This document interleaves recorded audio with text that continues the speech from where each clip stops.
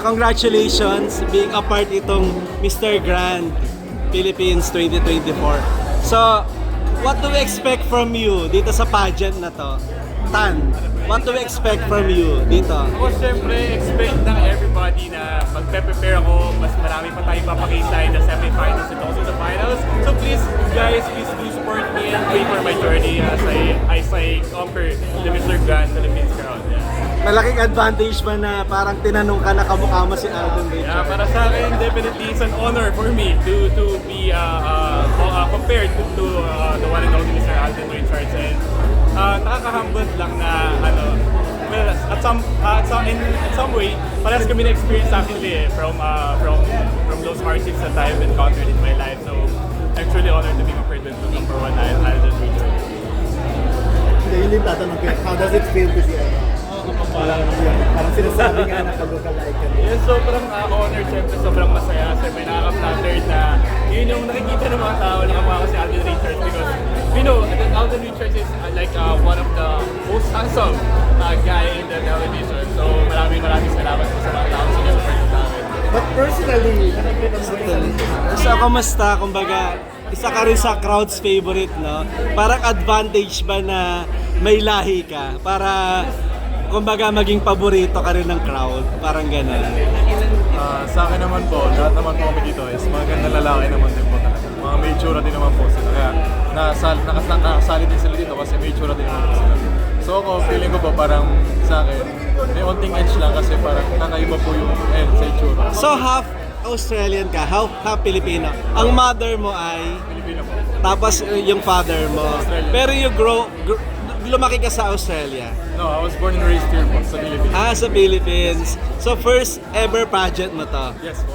So how does it feel? Kumbaga umarap ka sa media, you're wearing trunks, you're wearing your sash now. Ano yung masasabi mo sa experience so far? So to be honest po, nung bago pa po talaga mag-start tong Mr. Grand Philippines, medyo alanganin po talaga ako sumali. Like, may pumipilit po sa akin, pero ako po parang naisip ko na di ako prepared. Parang compared sa ibang contestants na nakita ko, parang sobrang prepared nila. Tapos ako parang, alam niyo yun, nagko-computer lang araw-araw, tapos biglang sasali na sa pageant na ganito. So po, nung napasali na ako na, sige, wala na makakumuha sa akin. So parang sabi ko na lang na, sige, parang as time goes by, malalaman ko naman din talaga kung para sa akin talaga itong mga pageant. So doon po na parang nabibuild na yung confidence ko na parang habang tumatagal yung panahon, habang na-expose po sa mga tao, parang mas nararamdaman ko na parang hindi na ako masyado kinakabahan, hindi na ako masyado po nahiya. As compared to before na ayaw ko talaga sa mga. Tawag dito, ano pa yung, may layo-layo pa yung contest, di ba? Ano pa yung i-improve mo sa sarili mo para makuha mo yung title? Siguro po mas i-improve ko po sa sarili ko is yung paano ako makiharap sa tao po. Kasi feeling ko yun yung pinakakulang po talaga sa akin. And yung katawan ko rin.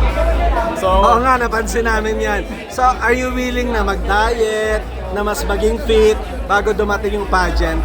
yes po. Ako po naman po, committed naman po mag-lose po talaga ng weight. Kasi overweight po talaga ako before po talaga mag-model po talaga. So, what made you decide to join after a long time na pag-encourage sa'yo ng mga, sabi mo nga, ang dami nag-encourage, di ba? Ano yung naging factor para sumali ka ngayon? Siguro po yung support ko siguro sa family.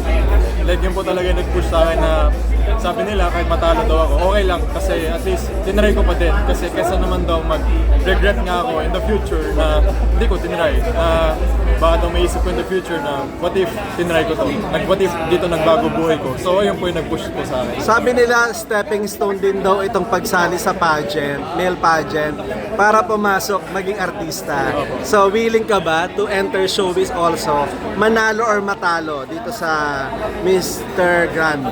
Yes po. For me naman po, ang habol ko po talaga dito sa exposure and yung connections na mabibigyan ko po sa tao po talaga. And sa media din po, kung paano din ako makiharap po talaga. So, kumbaga hilig mo rin. Matalo ka man dito, itutuloy mo na yung pag-showbiz mo. Yes po. Yung pamibigyan po na opportunity. Why not, di ba? Kung ganyan yung itsura mo, di ba? Pero ano ba, acting or singing, anong talent mo? Right now po, hindi ko pa po na-discover pero nagtatry na po mag-dancing. Kumakanta ka rin ba? Hindi po. Dancing lang po talaga. Okay. Tapos, anong name ulit? Dale po. Tapos, sino yung gusto mo makapareha kung sakaling bibigyan ka ng launching movie? Dito po sa Philippines. Sa Philippines. Siguro po si... As of now po, wala ko po maisip.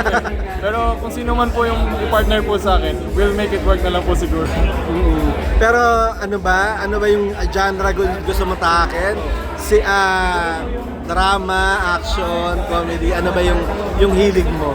Siguro po, drama din po and comedy. Kasi ako po medyo into rom-com movies din po talaga ako eh. So, ayun po. Siguro. Ano favorite love team mo? Sino yung favorite na rom-com na mga pinapanood mo before? Sa Philippines po. Katniel po talaga. Ah. Bata po. Ay, kaso po, nag-break na po. Kung di na-cut din, ayaw mo yun.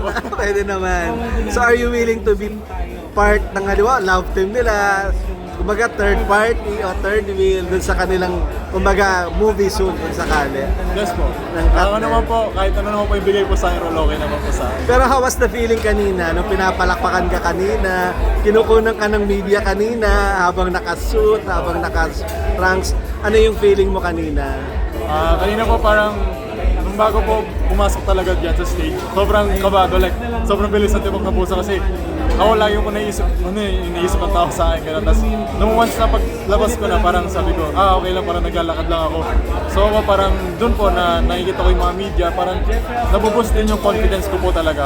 Na nakikita sila, ganyan, tapos parang iniisip ko na lang na parang kapamilya ko din sila, sumusuporta din po sa akin. So please invite them na manood at kumbaga maging part nitong Mr. Grand. So yun guys, ni-invite ko po kayo manood ng preliminary namin sa October 11 to 16. Yun yung Grand Coronation Night namin sa October 25. And ayun, supportahan niyo po kaming mga candidates po. Especially Mr. Grand Australia. Thank you, congratulations.